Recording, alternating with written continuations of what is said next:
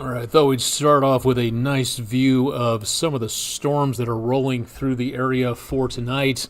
No severe weather. We had a severe thunderstorm warning a few hours ago, but we do not have anything going on right now, and so far that's about it.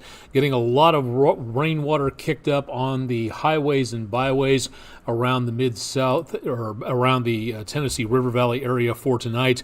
Tomahawk crane and rigging camera looking out over portions of the area around the 75-24 area of the interstate system, and showing again some pretty heavy amounts of rain. It's a lot better visibility now than what it was a little while ago. Getting some sparks of lightning out there into the background and more potential of rainfall coming down.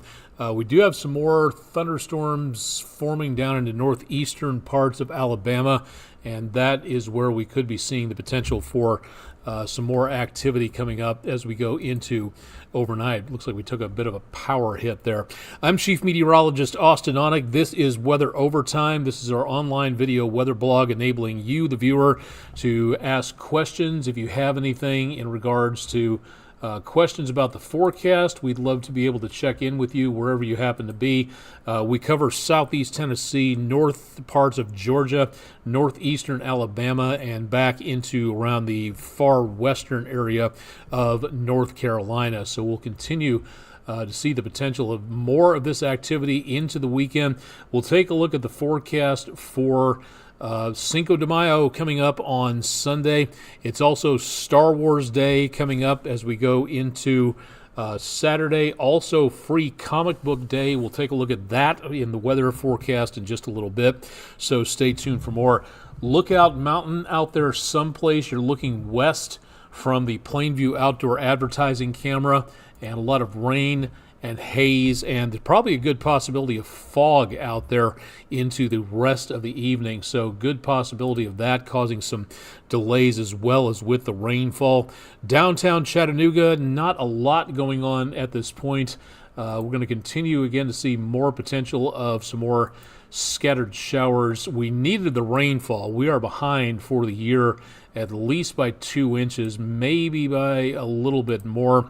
I'll check out the almanac page coming up here in just a little bit. You can check in with our forecast through the rest of the evening and all the way through the weekend at wdef.com/weather if you'd like to see a little bit more. Downtown, taking a look from the public library all the way over past the TVA building and around Broad and Market Streets. A lot of people out and about. You can see some of the rain coming down in the camera eye from there. More potential of rainfall possible through the weekend and into next week. We'll talk about that in just a bit.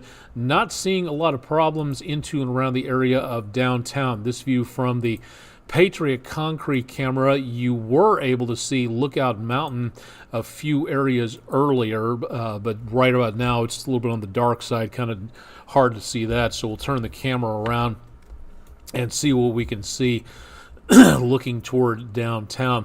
Looks like our camera lens is off by just a little bit. Let me reposition that for just a second. And going to be seeing again the views out there. It could be a bit of a concern. Fog and drizzle, not to mention some wet roadways, so that could be a bit of a slowdown out there. Chattanooga Theater Center on the Speedy's Total Car Care camera.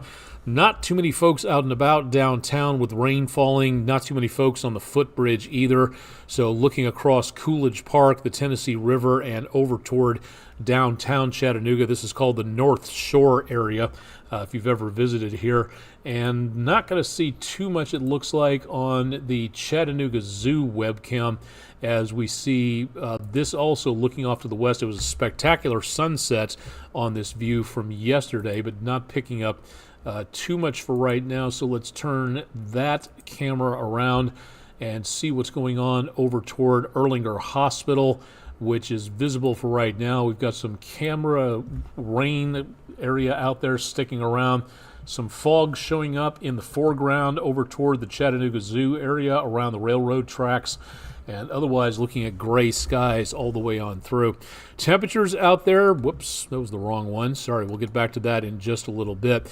Mild, back in the mid to upper 60s at this point. I'm going to stay on the mild side for the rest of the night. So we'll be seeing the potential of some more showers to hopefully cool things off by just a little bit. Chattanooga right here in the center of your screen. Heaviest rainfall along I-75 and down from southeast Tennessee into and around portions of northwest Georgia. That's where we're getting the heaviest rainfall. Fort Oglethorpe, you're getting a cluster of lightning here, although the heaviest rainfall has moved on off to the north and to the east. So right before 10 o'clock, Collegedale, Cohutta, Varnell, Tunnel Hill, you're picking up more of the scattered showers that we're seeing, but it's this area right around Fort Oglethorpe that we're getting this cluster of lightning strikes. They're not that powerful, and if you take a look up in the sky, you can have streamers of lightning sometime if you have the right setup. But tonight, looking at the way everything was seeing as I came back to work from home, we did seem to have just sort of very sharp, short shocks of lightning, just a big pow, and that's about it. So there's not really a lot of flickering lightning out there, which seems to suggest for right now that we're seeing these storms not really having a lot of power to them. We may see more of that coming up through tonight. We've got some more activity down between areas. Here's the Georgia-Alabama line, and this is where we're seeing more areas of showers and thunderstorms developing. These moving up will be affecting northwest Georgia, and that'll be south of the Tennessee state line into the next several hours. So expecting more rain as we go throughout the night and into tomorrow morning. Outside of that, we don't really have a great deal. Ooh, big lightning hits. Looks like it took out. Okay, our camera's back at Island Cove, so hopefully that works.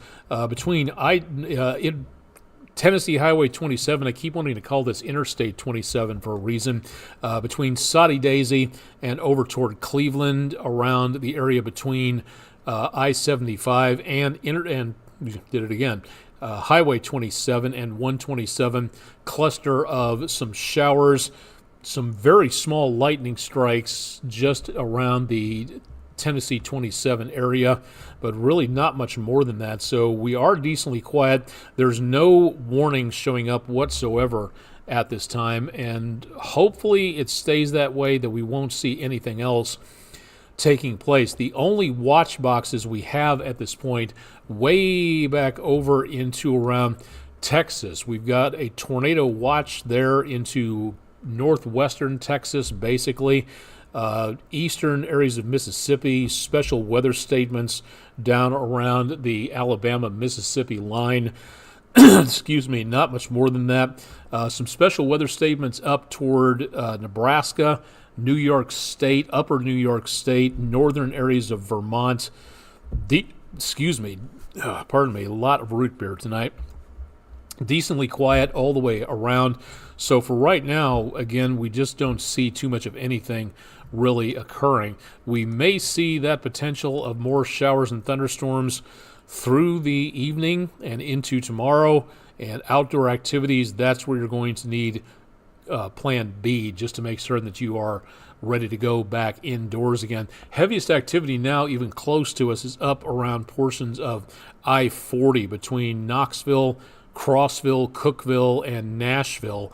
And some activity again across southern middle Tennessee, but really just not much more than that for right now. So outside of these areas that we're looking at moving through as we speak, I just don't see too much of anything happening. And it looks like hopefully, again, no more severe thunderstorm warnings. So for the time being, the heaviest activity is out of Chattanooga, and a little bit more replacement activity coming up again from the south. Getting a lot more lightning strikes here between Lafayette and Fort Payne. So we could see, again, right into the area right there. They're very, very tiny. The larger the lightning bolt on the Barron's display, the more powerful the lightning strike is. And we're just not seeing any of that for right now. We'll keep an eye on that, and I'll be here through the weekend to keep you updated as to what's going on. But be prepared for more of those showers and thunderstorms out there. Temperatures right before the top of the hour, 60s and 70s, had a few 80s over towards Scottsboro and close into northeastern Alabama. We're getting close to that time of the year where it's going to take off and be very toasty across much of the region. Let's do one more webcam here. Downtown Chattanooga, the Tennessee Aquarium, the buildings out there in the background up against the Tennessee River. They're Chattanooga weather webcam. It's available at tnaqua.org if you'd like to see this for yourself. Downtown around, I believe, 4th Street, 3rd Street, somewhere in there. And a lot of traffic for tonight, so a lot of folks out and about, but the rain is definitely coming down, as you can see in the street lights, so we're going to continue to see that through tonight. Let's check out the almanac page. I doubt we're going to see any rain in the rain gauge because of the fact that we're not at midnight. This number will increase as we go past midnight, so the day is finished and the report for the day can be tallied and put in here. We're behind for the month by just about half an inch, and we're pushing 3 inches behind on the year. I doubt we've gotten that much to bring us back up to snuff, to get us a little bit less in the way of very dry conditions. We could use some more rainfall. Really, we'll see what happens after midnight there. 82 the high, just above our normal. 66 the low, and again, that just above our normal temperature for the day. 91 the record high in the year my my grandfather, was born, and 38 the record low set back in 1971. So again, not showing too much in the way of cooler weather anytime soon. Here's the setup. We've got what is left of a cold front, and this is going to spin out of control in just a second, so give me a second. Unfortunately, there's a lot of data that gets crunched in these graphics. You see the wind particles on here. You add that to the map, it gets kind of overloaded and has to process all of that. So if I touch the map any place here, it goes nuts, and we don't see where I originally posted for in this position to show the Tennessee River Valley. Now, we're working now.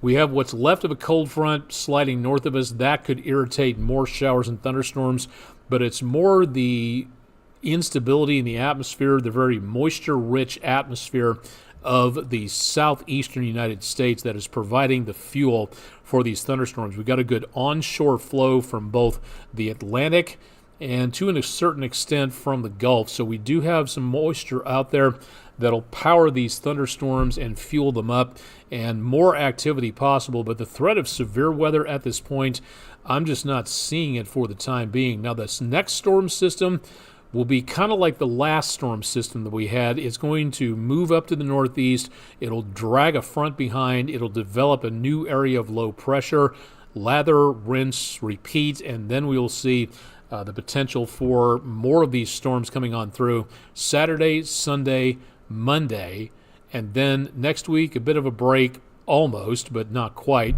And then we get into the potential of some possible heavy weather coming up by next week. We'll talk about that in just a second. For right now, it does not look like much, and we could see, again, more scattered showers and thunderstorms. I would not be surprised to hear some rumbles of thunder overnight, maybe occasionally gusty winds. Some of these storms could be borderline severe in some locations.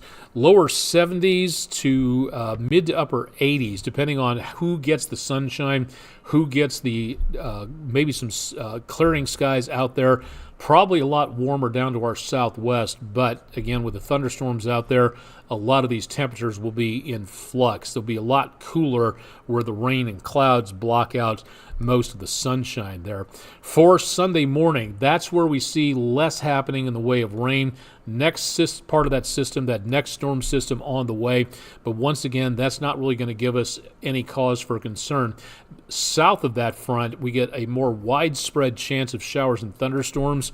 And those overnight, we could stir up another good portion of storms into Monday morning. So going to work and school Monday morning and coming back home again, you may see some slowdowns in rain, but you also may see some wet roadways. So best to plan ahead and get a little bit more time and a little bit more space between you and the vehicles if we start getting that rain coming back across the area. Now, by News 12 at 11, not much going on Monday night. Tuesday morning, we do see that potential of more showers and thunderstorms around, but into Tuesday afternoon, Not a lot, some, but not a huge amount, and that is where we see the kind of the lull taking place before we ramp back up again and see some more chances of showers and thunderstorms coming through as we get into next week. So we got a bit of a break, but unfortunately each and every single day we are going to be seeing the potential for some showers and thunderstorms out there. So that is, again, where we see that potential. We're going to be watching to see how that stacks up into the next few days. So definitely want to stay tuned for updates on that forecast. Now, particularly because of this, the National Weather Service has a branch called the Weather Prediction Center, the WPC. It's a really handy website, and I'd recommend checking it out if at all possible. News 12 viewing area, North Georgia, Northeast Alabama, Southeast Tennessee, Western North Carolina. Now we take that green polygon that you see. This is a file that includes the 3 to 7 day hazardous prediction. All these polygons represent something that is going to be going on into the next week or so. Now, way back into around this area, make certain I'm pointing at the right place here on Twitch. This, again, is where we see the rougher weather taking place. So from the Mississippi River, mainly to the west of that, we see the potential of stronger, possibly severe weather. Texas all the way back up to, it looks like, Iowa and Nebraska. And some of that could lean over the Mississippi River up towards Chicago as we go into and around earlier next week. Here's what we're looking for. This great big green polygon is where the Weather Prediction Center sees the potential of some heavy rainfall.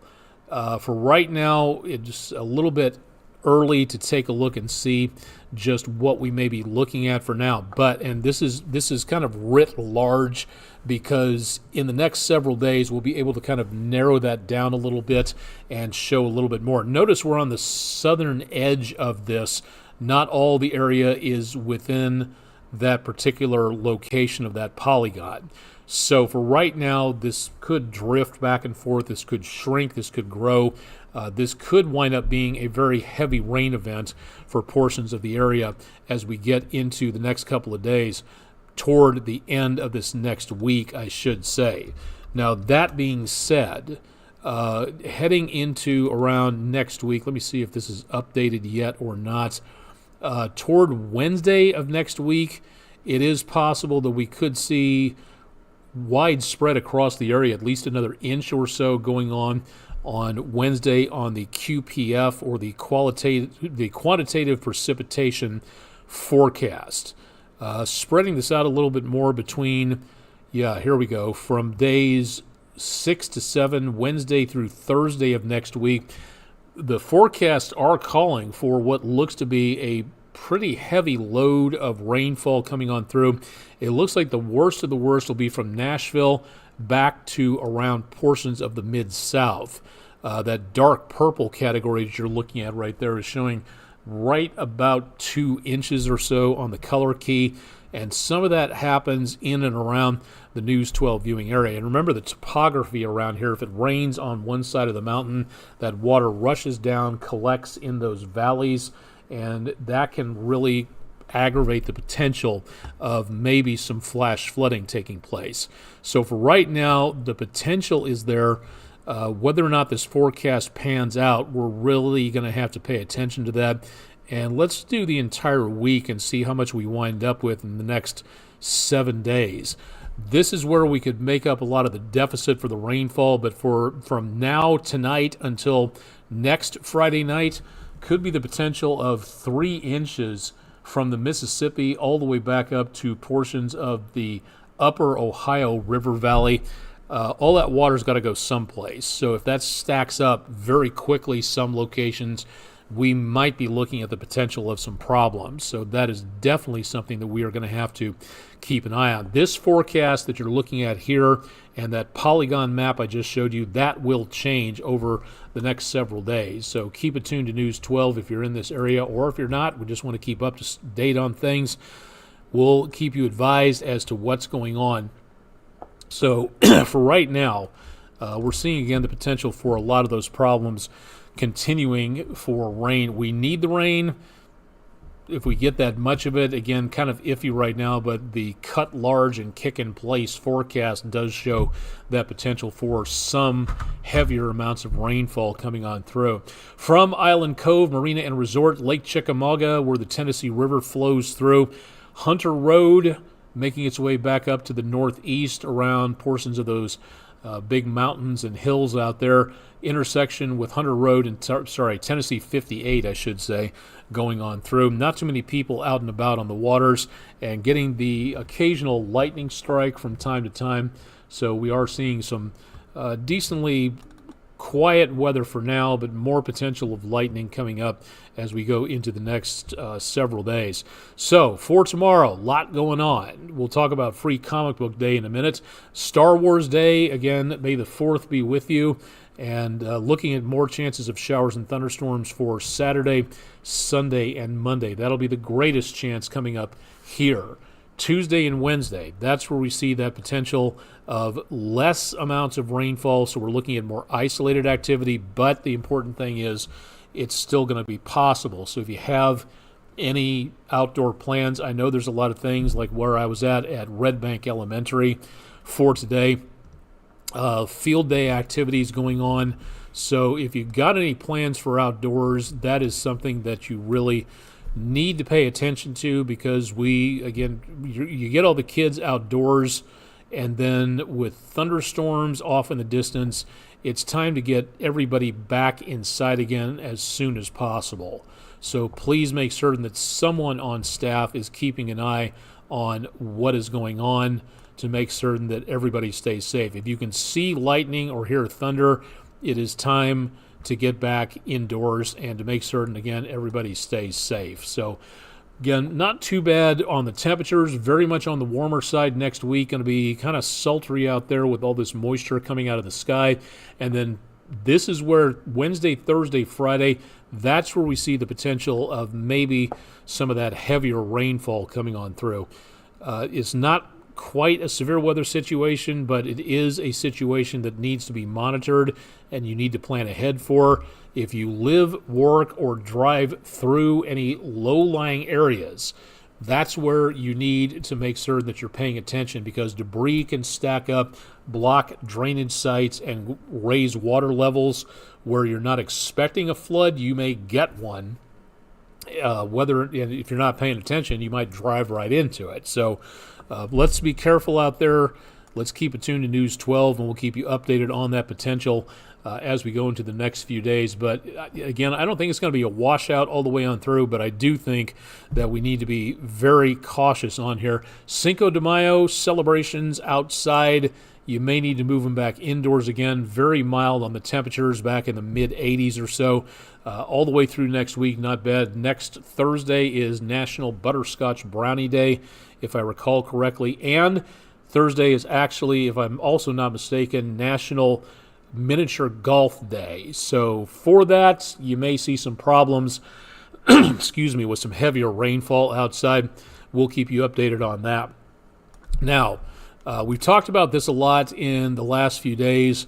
Tomorrow is a very cool day. This is a really neat holiday that appeared in the last few years or so. It goes back decently farther than that. It's one of my favorite days, and it's really cool because it promotes how cool comic books are. Comic books are their own type of literature. Getting a kid interested in reading a comic book might get them interested in something else, something like Shakespeare. You never know. So it's really cool to be able to see that. The variety of artwork and the variety of different types of comic authors and the artwork that they use is just sheer brilliance if you take a look at that. And it goes beyond anything like X-Men and Marvel and DC and stuff like that. It really includes some amazing talent and artwork out there. I don't even have anywhere close to that. But what this is all about, you go to a comic book store and they're going to have a big stack of comic books. available. Now, it's not going to be, again, like collectible comic books. There's going to be a lot of promotional stuff. There's going to be a lot of things that didn't sell. There's going to be some really cool stuff that people might be looking for, and it's going to be a variety of artists. It's not going to be just DC or Marvel or whatever. It's going to be a whole bunch of stuff that you might pick up. It might be Pokemon. It might be some manga, I never know how to pronounce that. So you go in and you get a couple of free comic books, and hopefully you'll spend a couple of bucks, because this is a very good way to support your local comic book dealer. The Chattanooga Library has 2 events going on at Northgate and Eastgate Library for Free Comic Book Day coming up tomorrow. I'm going to try to get out to Epicos, one of our sponsors here at News 12, for Tech Bite Comics and Games. I believe that's on Highway 64. And hopefully, again, get an opportunity to get out there. If we don't support the comic book stores, like bookstores closing down in the last 10, 20 years, if we don't get out and support them and buy things, voting with our dollars, then these things are going to go away, and it's going to be very difficult to pick things up. They're already kind of a dying breed. So I like to be able to talk about this and to be able to tell you that if you've never heard about this, dismiss it if you want to as being too nerdy or something like that, but it's really neat to be able to see the artwork, the information that's passed along in there, the storylines that have to be crafted, things like that. There's great artists out there. One of my favorites is Frank Cho, who does Liberty Meadows comic strip. That's really cool. Scott Kurtz, who does the PvP, player versus player, as well as a lot of other great comics out there. Dave Kellett, who does the Sheldon and the Drive comic strip about a interplanetary war in about 250 years in the future, featuring a bit of technology that pinches space, that no one really understands where it came from. Really cool to see the interplay between the characters, the species he invents, things like that. Of course, Captain Marvel, always one of my favorites. Alex Ross does a great job with things like that. So if you have the opportunity, find a comic book store near you and support them, not just on Free Comic Book Day, but all the way throughout the rest of the year. Really cool stuff out there, and you might find something you didn't know you liked before. So head out and find out more. That is all day Saturday, first Saturday in May. Please check it out and see what's available there. All right, I think that's pretty much it. We've talked about hurricane preparedness week. That's going to be coming up in the near future. Next week, actually Sunday, is when that starts, so we'll be talking more about that as we go into later on tonight. Let's take one more look at the radar. It's about 15 past 10 Eastern time, and just want to make certain that everybody is paying attention, because we will be picking up more of these showers and thunderstorms out there tonight. Excuse me. Most of the activity for now is east and south of Chattanooga, moving away to the northeast, but I would not be surprised to see more activity developing down to our south and west into the rest of the night and overnight. So we could see more of those problems coming up. More thunderstorms, a little bit less activity around Fort Oglethorpe and less around Cleveland, but the heaviest rainfall for now, just about the quarter hour, is Cleveland down to the Tennessee-Georgia line and into northern areas of Georgia. Beyond that, again, Lafayette, Georgia, down into Chattooga, Floyd County picking up a couple of cells, and right about the area of DeKalb and Jackson counties. Fort Payne, you're getting some heavy rainfall right around Highway 59. A few lightning strikes there, but otherwise not looking at a lot of activity. But there will be more of this hit or miss type of storms through the weekend and into next week. And that, again, is why you need to be prepared for these things as we head into the next few days. Almost forgot, let's do one or two more things. Thanks to our own Courtney Goins, our multimedia manager at News 12, going to the Braves game against the Cleveland Guardians last Sunday. Love a good baseball game with perfect weather, hot dog, root beer, popcorn. I'm there for it. So thank you very much, Ms. Courtney, for that particular view. If you've got pictures, baseball-oriented or otherwise, send them in to us at pictures@wdef.com. You can drop to our social media media pages, or you can go to our brand new section of our website, wdef.com/photos. If you'd like to see what everybody else has been sending in, great website to go to check in more on that. Okay, I think I did the almanac page. Let me get one more thing in here. The 2023 hurricane season was something amazing in and of itself. Otis in the Pacific, in the far eastern Pacific, developed off the southwest coast of Mexico and headed to the northeast. How long did it take for Otis to go from tropical storm to Category 5 major hurricane? Choices were 7 days, 2 days, 24 hours, or 9 hours. And if the votes stacked up for 24 hours, half the votes, the lion's share, went to 24 hours. The actual answer was 9 hours. That was it. It took 9 hours to go from a fairly strong tropical storm as it moved over a little bit of warm water right up against the coastline of Mexico. This thing spun up very quickly. It deepened in the atmosphere. That area of low pressure became immense, and the storm formed around that. As it went toward Acapulco, it was devastating. It was absolutely amazing to see this. It was sad and scary to see this, but it was a major hurricane from a tropical storm in 9 hours. That is incredibly rare, but how rare that stays depends on how we treat climate change, because the oceans are absorbing all that extra heat. So if you'd like to see the next poll, it'll go up at midnight through the weekend. So thanks to friendandroofing.com for being our sponsor there. Really do appreciate that. Thank you very much to all of our sponsors for helping us along and being our sponsors. We really do appreciate that. So again, thanks to everybody on that. So I think that'll do it for tonight. I think we're pretty much all taken care of and up for the minute into the weekend.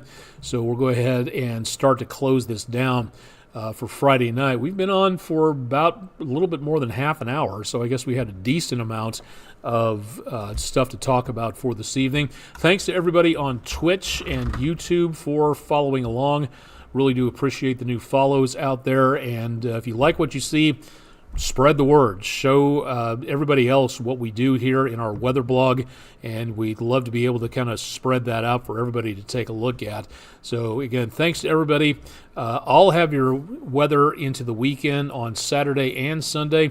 Meteorologist Todd Heislip is off on vacation this week with his family, so I'll be doing the Saturday and Sunday night show for you, and I'll be in for all of next week to keep you updated as well about what our heavy rain chances are going to be as we get into next week, the later part of next week. Again, that could be an issue, so keep it tuned to News 12 for more. I'm on all these social media channels except for Facebook. Facebook doesn't want me, apparently.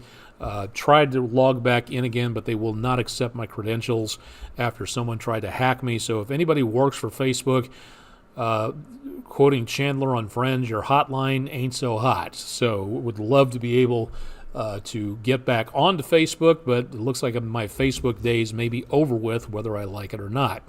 Thanks for joining me for Friday night. Again, with the rainfall out there, please use caution.